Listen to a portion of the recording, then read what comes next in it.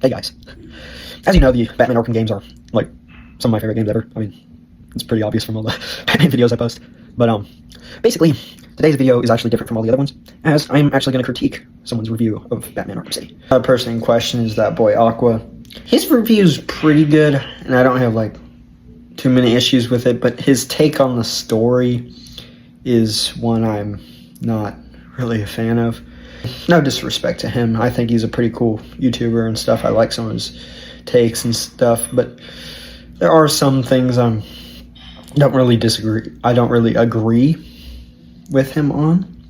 So that's kind of what I want to talk about today. I'm not gonna lie to you guys, I'm not a huge fan of the story here. My main issue is that it feels like a massive wild goose chase, and it felt like I accomplished very little by the end of the story. I don't want to sound like a jerk when I say this, but that's kind of just factually incorrect.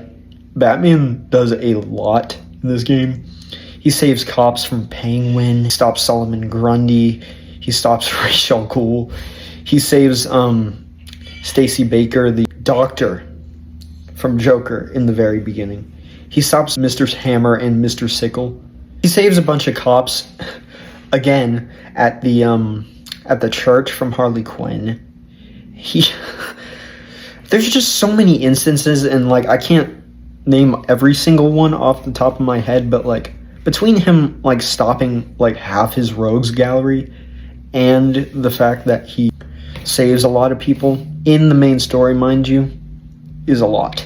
He even saves like Vicky Vale like later on from Joker's, attack on her helicopter. So he does do a lot. Not to mention he saves a bunch of inmates from Protocol 10. We need Freeze to make the cure, but he's at the museum. We have to get to Freeze, but we have to defeat the Penguin in order to get to his suit. We have Freeze, but he says we need Ra's al Ghul's blood. We go get his blood, but now Freeze got angry and the cure is stolen. We confront the Joker to get the cure, but Rebel falls on us and we have to give chase again. We need to catch Joker and Talia, but Protocol 10 is happening and we need to fix that first. Okay, now we have the cure, but first we have to defeat Clayface, and then we finally get the cure. I feel like this is just a very bad take that it seems like a lot of people are starting to get. A story being a wild goose chase isn't bad, especially like City, for instance, does like a really good job with it. My point is, it's complaining about the story being a wild goose chase is like complaining a rom-com for being a rom-com. It's not the fact that it's a rom-com, it's the fact that it's a good or bad rom-com. In this case, City is a wild goose chase, but I personally think it does a good job at being a wild goose chase. Believe me, I have played games, especially like Arkham Knight, for instance, that try to do the same thing, but just don't do an as good job at it. So, that's kind of my point here. Hugo Strange knows Batman's secret identity and does absolutely nothing with it.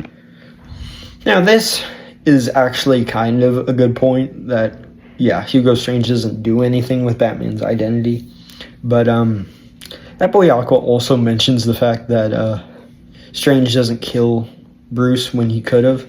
If Strange wanted to take him out, he could have just had him executed. Strange is not trying to kill Bruce, at least not before Bruce sees Protocol 10 happen, and that's kind of the point. It will be my legacy. A monument to your failure. The execution of Protocol 10 didn't feel very impactful because we didn't really see the effects of it outside of a few buildings getting rockets shot at them and a few thugs dead on the floor. If we had at least a cutscene that showed in detail the damage caused, then it could have had more impact.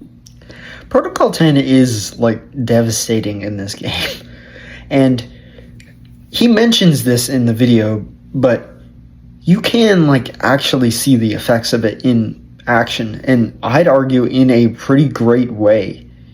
I mean, yes, maybe they could have added a cutscene to show it and stuff, but it's kind of more effective the way they did it, where you get to just kind of play through it.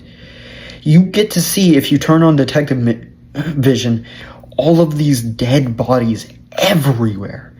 Not to mention, like, you see the courthouse, the entire front of it gets blown up, and Penguin's base gets blown up. Additionally, you can like see the missiles come down from Wonder Tower, and I think they can even hit you if you're not careful. Like, Batman's cowl detects them and stuff. So I feel like they did as much as they could, especially with the limitations at the time, to show that, this is a very serious and great event. Now, granted, compared to the Cloudburst in Arkham Knight, maybe it's not as grand, but still, they did a good job, especially when you need to keep in mind the limitations at the time. Talia is a whole nother story, as she just sort of shows up out of nowhere and we're told that her and Bruce are still in love. It feels like she only shows up to fill a damsel in distress role, as that's the only thing she does plot-wise aside from saving Batman, which she doesn't really do. It's more Catwoman that saves Batman. But why not have some more mention of her and maybe give us a backstory briefing rather than just alluding to it? It just makes the Talia and Bruce side plot feel so disconnected. Further, now the point about Talia, and I've seen other people like Arkham analysts say this, they are not trying to make you care about Talia in this game. If anything, at least I don't get that. I don't think her death was meant to be impactful.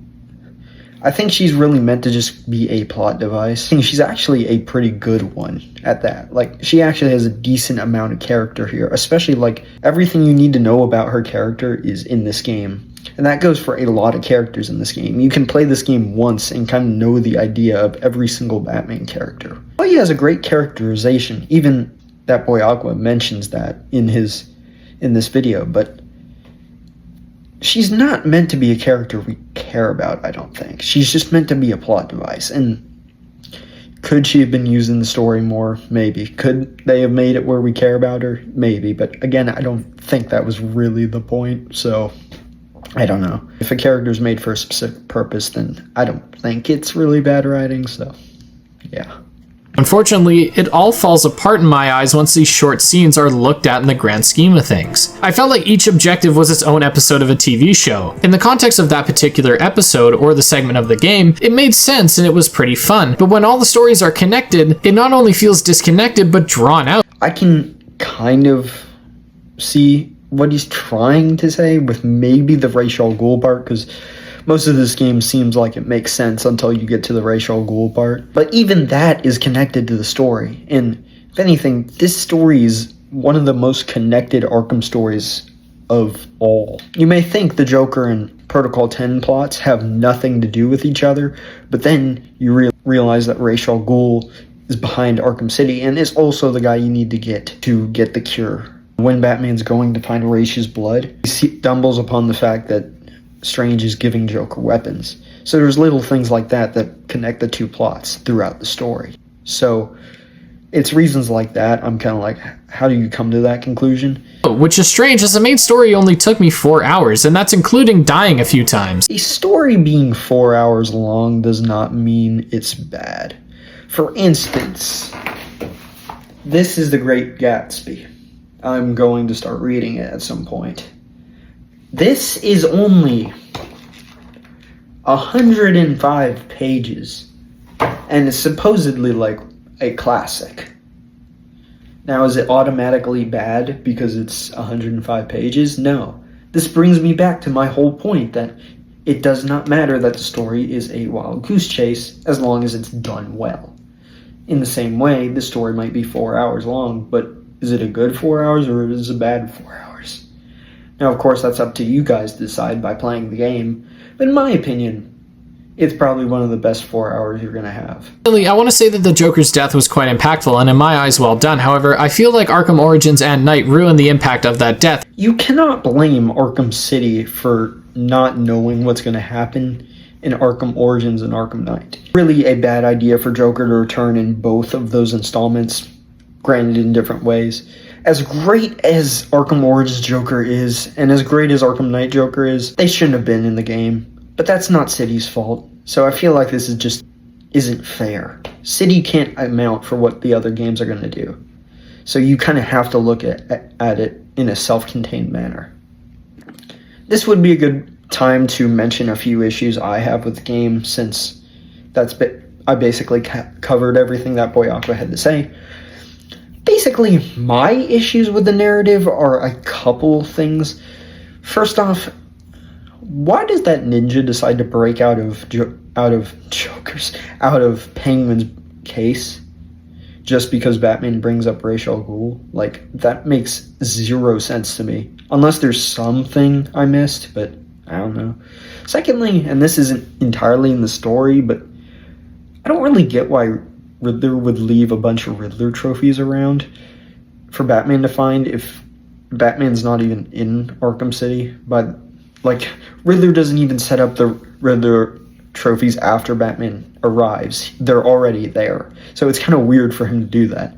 Unless, I mean, I know he's obsessed with riddles and insane, so that might be it, but if Batman's not in Arkham City, why would he do that beforehand, you know? Unless he's estimating Batman to be there, which could make sense given that Strange knows who Batman is, and he tells Riddler that. So maybe, but I don't know.